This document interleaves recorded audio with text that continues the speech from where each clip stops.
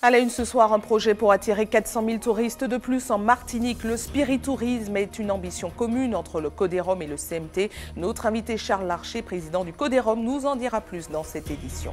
Le site de la rivière du Galion évolue. Un bac à chêne pour relier les rives a été inauguré ce matin par une délégation de Cap-Nord. Une occasion d'évaluer l'avancée des projets autour de ce cours d'eau. L'ambiance de Noël mise en avant comme chaque année avec des illuminations. Les foyers des particuliers et les magasins sont décorés pour faire vivre la magie. En revanche, les municipalités sont de moins en moins nombreuses à y consacrer un budget.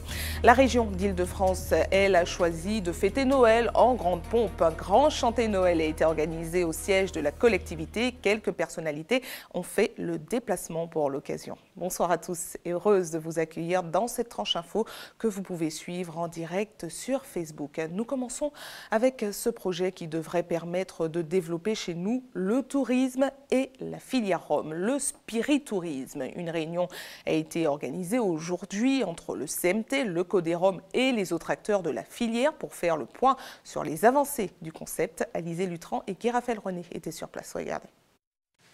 Chez nous, chaque année, 600 000 personnes visitent les 7 distilleries du territoire. Nos rhums martiniquais sont aujourd'hui commercialisés dans une centaine de pays.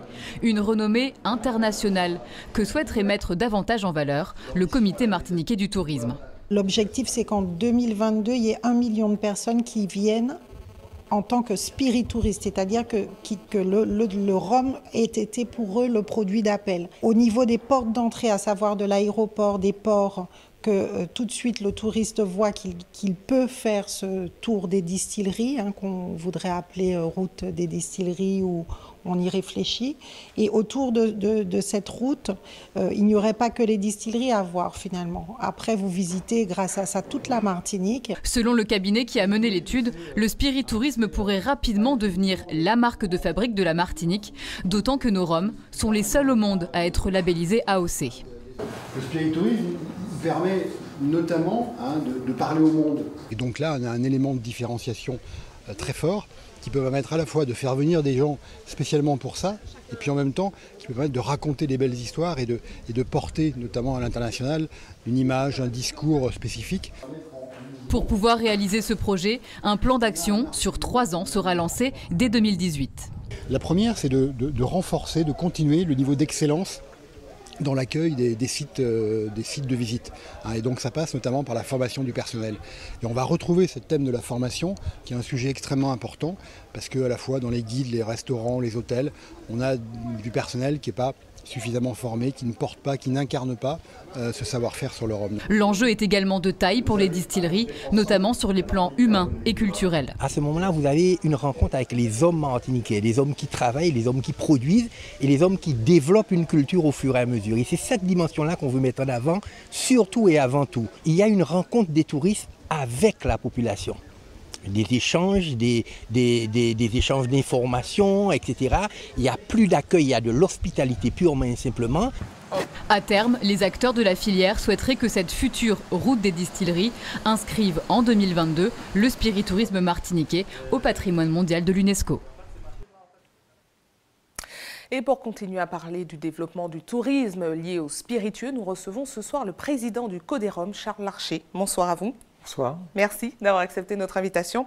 Alors, ma première question, c'est comment l'idée vous est venue de monter ce projet? Est-ce que c'était une demande des visiteurs ou une inspiration des îles de la Caraïbe? Non, il y a eu effectivement une démarche qui a été engagée par l'ensemble des acteurs de la filière canne sucre rhum vers l'ouverture vers le touriste, qui a démarré il y a une trentaine d'années. Et au fur et à mesure, ces sites ont investi, se sont organisés pour recevoir au mieux les touristes. Il était important de fédérer donc l'ensemble des sites du spiritourisme pour avoir une action commune, pour promouvoir effectivement cette activité au niveau donc, du territoire. Alors, dans la réunion, on a vu le CMT, le Codérom et les autres acteurs de la filière. Qui financera le projet, finalement? Alors, il y aura différents fonds. Il y a des fonds privés, parce que les acteurs ont déjà beaucoup investi donc, dans leur structure. Il y aura des fonds européens. Il y aura aussi des fonds d'État. Et tout cela permettant effectivement le développement de l'économie et le développement de l'emploi à l'intérieur de notre filière canne sucre rhum. Et dans le sujet, on parle de formation. Qui sera formé? Alors, il y a des sujets effectivement qui sont liés à l'intérieur de notre filière, donc du spiritourisme, qui effectivement est très concerné par le sujet de la formation, mais aussi autour de notre filière, un écosystème qui concernera effectivement les guides, par exemple, les barman, les taxis, qui devront effectivement être formés à la filière canne sucre rhum, à ce rhum AOC Martinique, le seul rhum effectivement AOC au monde, de telle sorte que quand il rencontre le touriste, il puisse être à même d'expliquer pourquoi, comment notre rhum est devenu ce rhum que beaucoup de pays nous envient aujourd'hui. Alors le projet mettra 3 ans à être réalisé. C'est quoi la prochaine étape? Alors là, nous avons une étape effectivement, aujourd'hui c'était la présentation du diagnostic, commence à travailler sur la stratégie et sur le plan d'action. Nous avons une étape fin janvier où nous allons finaliser complètement l'étude. L'idée étant là de valider les projets, intégrer ce projet du spiritourisme notamment dans les assises de l'outre-mer. C'est un projet très important à intégrer effectivement dans ce projet que le président Macron souhaite développer avec son gouvernement. L'idée étant pour nous de vraiment faire du rhum l'atout majeur de la Martinique, que la Martinique effectivement qui a ce produit magnifique qu'est le rhum AOC puisse en bénéficier pour promouvoir son territoire à l'extérieur. Alors, autre thématique, enfin on parle toujours de la canne, mais les professionnels de la canne s'étaient mobilisés pour manifester leur inquiétude quant au raccordement de l'usine du Galion à Albioma. Finalement, il a été décidé que l'usine sera raccordée à Albioma, même si la décision sera validée la semaine prochaine en plénière. Est-ce que vous êtes satisfait, vous, de cette décision? Alors, là, notre adhérent, donc la Sécurité à Lyon, attend effectivement impatiemment la plénière. Pour nous, ce qui est le plus important, c'est que la récolte 2018 puisse bien se passer pour les planteurs de canne qui fournissent le Galion et pour la sucrerie qui est la seule aujourd'hui sucrerie du département. Et pour nous, il est très important qu'elle puisse fonctionner et qu'elle puisse passer les cannes qui sont prévues de passer dans ces moulins pour produire le sucre que les Martiniquais consomment. Et comment est la canne cette année? La canne cette année, on a souffert un petit peu de Maria, donc surtout sur le nord de la Martinique. Nous espérons, en tout cas là, on a eu quelques semaines avec pas mal de soleil, donc on espère qu'elle sera de qualité. Il est pour nous important qu'il fasse beau pendant la récolte, donc de février à mai. Donc on espère effectivement avoir une canne riche pour sortir un rhum encore meilleur que notre rhum que nous sortons habituellement. D'accord, rien n'est encore fixé pour l'instant, c'est ça, pour la canne. Tout peut évoluer. Merci à vous d'avoir répondu à nos questions. Et j'ajoute en bref qu'une délégation ministérielle sera en visite en Martinique à partir de samedi. Annick Girardin, ministre des Outre-mer, et Jean-Marc Mormec, délégué interministériel pour l'égalité des chances des Français d'Outre-mer, se rendront entre autres à la distillerie Naisson pour aborder le projet dont nous voulons parler, du spiritourisme. Muriel Pénicaud, ministre du Travail, arrivera quant à elle ce dimanche et sera reçue dans la soirée par le président du Conseil exécutif, Alfred Marie-Jeanne. Le départ de la ministre du Travail est prévu dès ce lundi, tandis que Jean-Marc Mormec et Annick Girardin partiront ce mardi. Le vice-président du MEDEF, lui, est déjà en visite chez nous. Thibault Langsade a rencontré cet après-midi les référents de la Guadeloupe et de la Guyane. Une occasion pour tous ces représentants, dont le nôtre, d'évoquer la question des assises de l'outre-mer. Voyez sa réaction recueillie par Sandrine Claude. Nous sommes inquiets un petit peu sur le résultat qu'on peut escompter de ces assises de l'outre-mer. Mais comme j'ai eu l'occasion de le dire, il y a un espace de discussion. Il ne faut pas que nous soyons absents. Et nous allons faire entendre ce que nous souhaitons pour le développement de la Martinique de demain. Nous sommes en pleine réflexion sur la suppression du CICE. Nous sommes en pleine observation sur les projets de loi qui sont en train d'être discutés ou bien d'être élaborés. La loi croissance de Bruno Le Maire, ministre de l'économie et des finances, et la loi sur le droit à l'erreur. Je suis au service des MEDEF territoriaux, de Guadeloupe, de Saint-Martin, de Guyane, de la Martinique, pour les aider à porter leurs revendications, parce que ça se passe aussi en métropole, au Parlement européen, au Parlement tout court, dans les ministères, et je suis là pour écouter et peser, on va dire, faire peser la voix des départements ultramarins en métropole. C'est ça la raison de ma présence aujourd'hui, ma mobilisation sur les assises de l'outre-mer, faire en sorte que les travaux qui soient menés puissent aller en direction des entreprises pour fournir des emplois, réduire le chômage des jeunes, le chômage de masse qui est un véritable fléau dans nos départements ultramarins. Partons à Trinité maintenant avec une délégation de Cap-Nord qui a visité ce matin le site de la rivière du Galion. Une occasion d'évaluer l'avancée des projets autour de ce cours d'eau. Les élus ont notamment procédé à l'inauguration d'un bac à chêne qui relie désormais les deux rives. Voyez ce reportage de Sandrine Claude. L'embouchure de la rivière du Galion, un coin particulièrement apprécié par les riverains de la cité du Bac, Eugène a longtemps fréquenté les lieux. Ce coin, c'est ma jeunesse, que je venais pêcher à la ligne, ici. Je pêchais là, on se feinait, et on allait ramasser des crabes, les mantous, hein, et puis on traversait à la nage. Là. S'il est aujourd'hui calme et paisible, ce tronçon de la rivière du Galion a connu par le passé une forte activité. Les gens venaient aussi bien des contrées robertines que de Trinité pour traverser de part et d'autre. Le mardi et le vendredi, il y avait le marché. Alors c'est pareil, les gens venaient de partout, en café, Pointe-Savane, partout. Voilà. Grâce à ce bac à chêne, les riverains peuvent désormais rejoindre l'autre rive, une initiative saluée par l'un des plus anciens du quartier. Chapeau de revoir aujourd'hui mettre le quartier, le bac en valeur. Ce dispositif fait partie des 66 actions du contrat de rivière du Galion. Pour les élus de Cap-Nord, au-delà de l'aspect pratique, les enjeux peuvent être bien plus importants. L'intérêt, c'est permettre aux gens de franchir et de sortir du Aubert pour venir à Trinité et inversement. Donc, comme il a été dit, on va développer ça avec les scolaires. Il y a des enjeux économiques autour de la rivière qui portent depuis le Gaumont jusqu'à ici. Donc, permettre aux gens de découvrir réellement cette partie naturelle. Et ces personnes vont prendre, je dirais, la base pour savoir quelle économie que nous pouvons faire autour de cette rivière. Derrière l'installation de ce dispositif, la volonté politique de remettre à flot un lieu encore trop peu connu. Vous êtes nombreux à avoir décoré votre maison ce mois de décembre pour faire vivre l'esprit de Noël. Les responsables de magasins, quant à eux, rivalisent d'originalité pour se démarquer et séduire les clients. En revanche, pour les municipalités, l'heure est à l'économie. Très peu de budgets sont consacrés aux illuminations. Voyez ce reportage de Guillaume Bacoul. Une touche de magie et de féerie, comme une invitation à partager l'esprit des fêtes de fin d'année. Comme chaque année, les particuliers, mais aussi et surtout les centres commerciaux rivalisent de créativité au moment d'habiller leur enseigne pour Noël. Et pas question de regarder à la dépense, les retombées auprès des clients sont inestimables.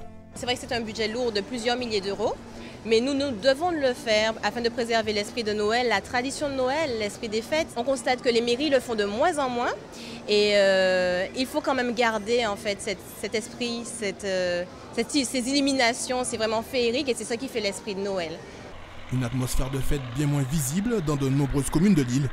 En cette période de vaches maigres pour les collectivités, beaucoup ont dû sacrifier leur décoration au profit d'autres projets. C'est le cas du Lamentin. Depuis 3 ans, la ville a dû se résoudre à se passer des guirlandes et autres LED. On a préféré privilégier la modernisation de l'éclairage public. Par exemple, nous avons des chantiers en cours. Nous avons un chantier qui va commencer à la rue Fernand-Guinon pour 200 000 €. Nous venons de réaliser l'éclairage du terrain de foot de Lompré pour 39 500 €. Nous avons Valverde pour 15 000 €. L'installation électrique est vieillissante. Nous avons des installations qui sont énergivores. Il a fallu moderniser de façon à justement baisser les factures d'électricité.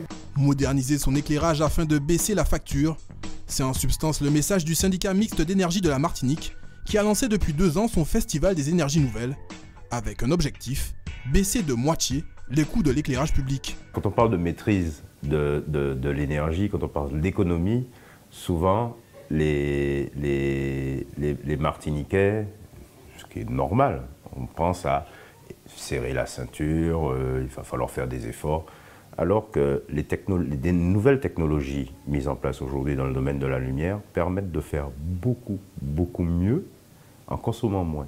Notre objectif, c'est d'aller vers ça, tout en démontrant que ça peut être magnifique, on peut faire du très beau avec ces nouvelles technologies.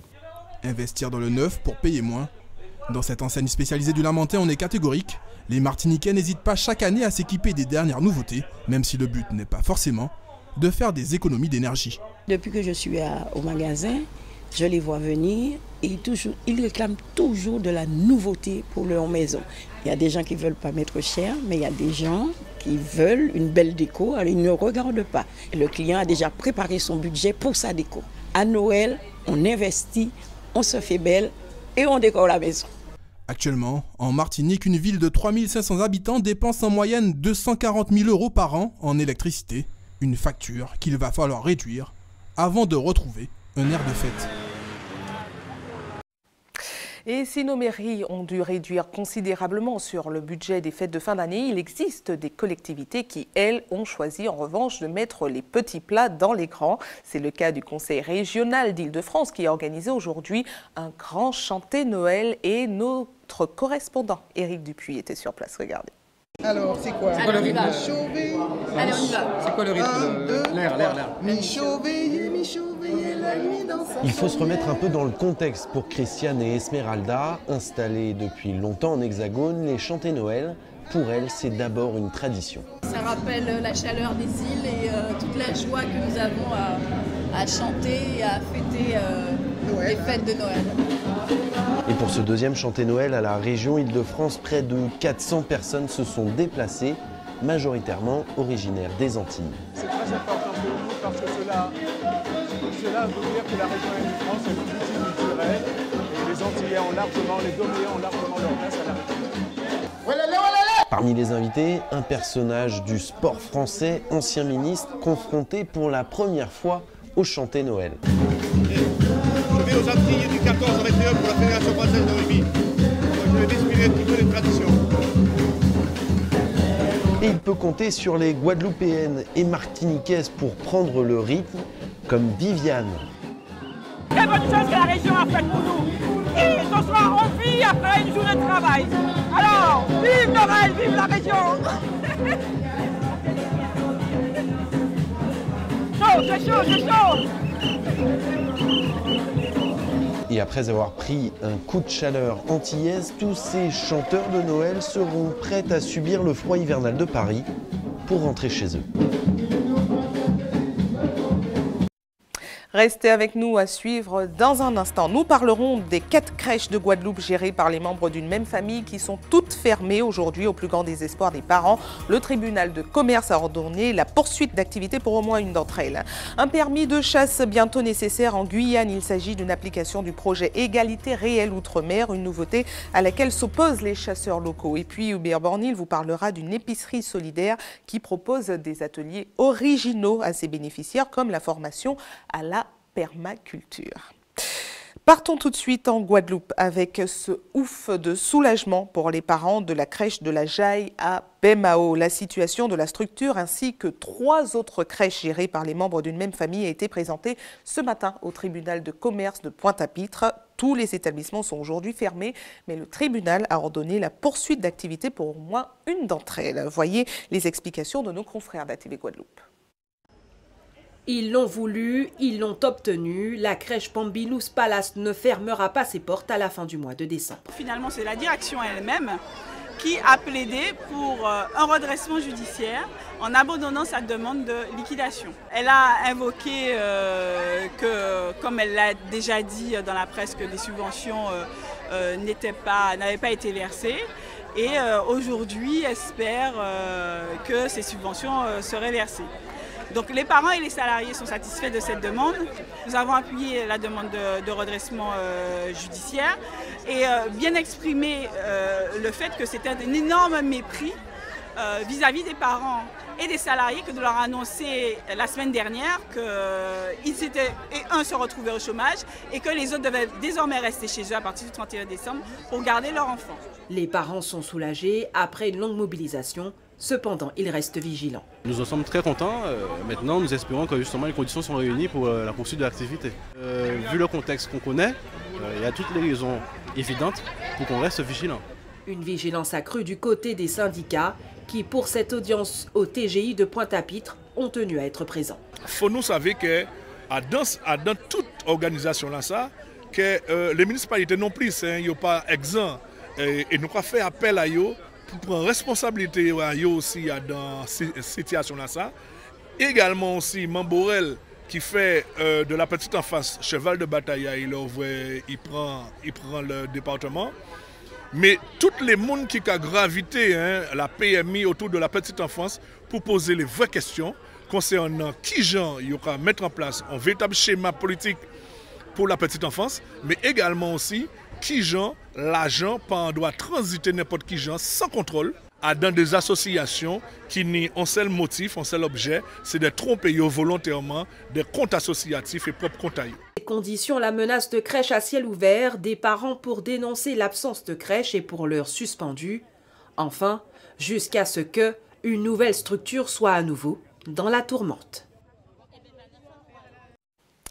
Partons en Guyane maintenant avec une histoire insolite à Matoury. Un caïman a décidé de faire un tour dans une école ce matin. Bien évidemment, il n'était pas le bienvenu et il a rapidement été capturé par les pompiers avant d'être réorienté dans une zone plus appropriée à son profil.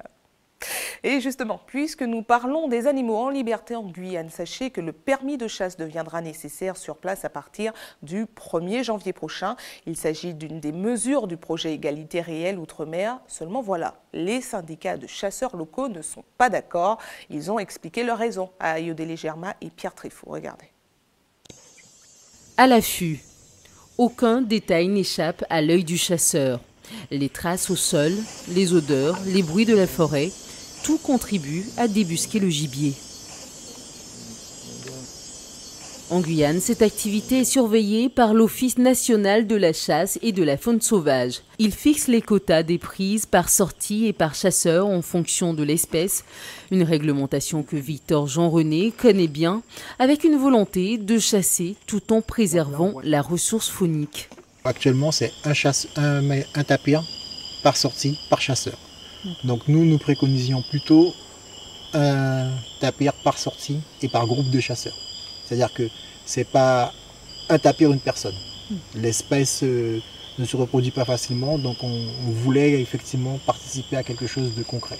Bon, ça n'a pas été retenu, mais c'est clairement une volonté des chasseurs. Ces mesures déjà existantes sont désormais renforcées par l'instauration d'un permis de chasse pour la Guyane. À partir du 1er janvier 2018 et jusqu'au 1er janvier 2020, tout résident guyanais pourra faire gratuitement la demande d'un permis de chasse auprès des mairies. Pour le syndicat des chasseurs, c'est tout simplement inadapté à la Guyane, avec le risque du développement d'une chasse touristique. Aujourd'hui, nous chassons et nous consommons ce que nous chassons. Demain, la mise en place d'opérateurs touristiques pour la chasse, ce sont des personnes qui vont venir, qui vont chasser pour le plaisir de tuer, qui ne vont pas forcément consommer les animaux. Ça va mettre une pression sur la biodiversité. Et demain, ce seront les autochtones, les créoles, les bushinengués, les indiens qui en paieront le prix par de nouvelles réglementations et de nouveaux quotas. Il y a énormément d'accidents de chasse en métropole, beaucoup plus qu'ici proportionnellement, à cause justement de ces zones de chasse très délimitées, très serrées, où effectivement les gens vont chasser, ne se signalent pas, comme on a fait en rentrant sur la piste. Et puis après, ça peut aussi permettre la disparition du gibier sur une zone. L'un des buts affichés par cette réglementation est de limiter la circulation des armes sur le territoire. Instaurer un permis de chasse serait aussi une façon de recenser les chasseurs de Guyane estimés entre 15 et 20 000 individus. Mais pour Priscilla Sabajo, cela reviendrait à priver les communautés traditionnelles, notamment amérindiennes, de moyens de subsistance. Les populations autochtones vivent essentiellement de la chasse, de la pêche et des cueillettes. Après, ça dépend également du secteur, puisque c'est les villages qui sont sur le littoral, c'est pas les mêmes pratiques que ceux de l'intérieur. Des communes isolées, ils le font beaucoup plus souvent que nous. Mais ça touche, ça a le même impact. Habituellement, Victor Jean-René ressort de la forêt avec sa besace alourdie. Mais aujourd'hui, les trois chasseurs repartent bredouille. Notre gibier du jour est cette certitude. Pour eux, la forêt est une véritable passion. Longtemps, on est satisfait à rentrer à la maison. Rien que le fait de voir quelque chose, des fois, je suis aux anges. Allez, on revient en Martinique et nous passons tout de suite à notre JT des communes.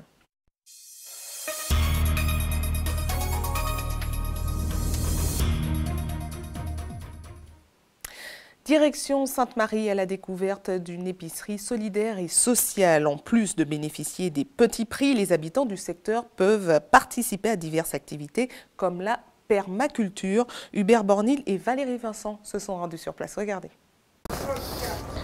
Alors là, il a fallu que je vienne au cœur de la cité L'Union à Sainte-Marie pour découvrir une forme de culture très originale, la permaculture. Alors on utilise, comme vous le voyez, tous les bagasses, des bouts de bois, tout ce que l'on peut trouver à proximité. C'est encore mieux que lorsqu'on parle d'agriculture bio. Et là, ça se passe dans la cité, dans l'épicerie solidaire. Ça permet aux gens du quartier de s'approvisionner, manger un bon petit concombre, un bon petit aubergine, par exemple. Implantée au cœur de la cité L'Union, l'épicerie solidaire et sociale est un véritable espace d'échange, d'expression pour les résidents. Aujourd'hui, on s'intéresse surtout au jardin. Nous avons répondu à un appel à projet de l'ARS sur la nutrition et tout de suite, on a embrayé sur la création de ce jardin. À l'intérieur de ces sortes de bacs réalisés avec des palettes de bois, l'on pratique une culture diversifiée. Cela permet à l'association d'offrir à ses membres l'occasion de s'approvisionner en produits frais du terroir. On peut faire énormément de choses puisque nous avons déjà récolté plus de 30 kilos de concombres. Le mode de culture adopté ici, c'est le jardin en permaculture ou l'art de combiner l'esthétique du potager en carré, les semis spontanés et une production généreuse. Des légumes verts, de la salade, des concombres, des aubergines. Nous avons aussi planté de l'oignon pays, du persil, du thym. Une aubergine, alors ça sera 30 centimes, 30% moins cher que la grande, voilà, que le prix du marché. Tout en sachant que ce sont quand même des produits bio. Donc c'est intéressant pour eux. Voilà ce qu'on peut qualifier de jardin durable. Ici, une jeune entreprise se charge de transmettre le savoir. Là, on est en circuit, on est dans le Nord Atlantique où il y a de la chlordécone, où il y a surtout des terrains pollués. Vous voyez?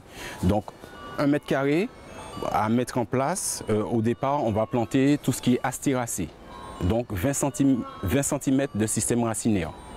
Voilà, c'est les premières cultures qu'on va mettre.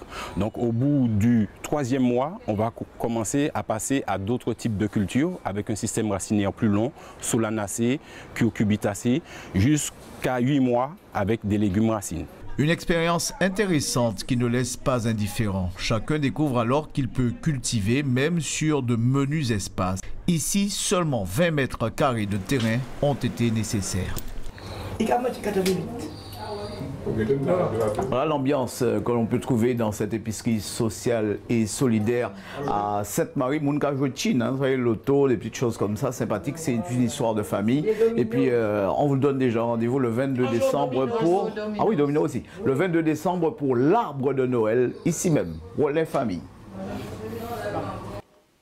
Information pratique avant de refermer cette édition à l'attention de ceux qui souhaitent faire un don de sang demain. Notez qu'un camion de l'EFS sera stationné de 8h à 13h sur le parking du lycée polyvalent Joseph Zobel au quartier Torail à Rivière-Salée. Puis comme chaque jour ouvré, une équipe sera également à votre disposition de 9h à 16h à la maison du don au CHU Pierre Zobda Kitman au quartier Laménard à Fort-de-France. Et puis notez que l'EFS rappelle que les besoins restent très importants en cette période de fin d'année. Il faut donc rester mobilisé. C'est la fin de cette édition. La tranche info continue. On se retrouve dans une poignée de secondes avec Régine Germani en Tchèque pays. A tout de suite.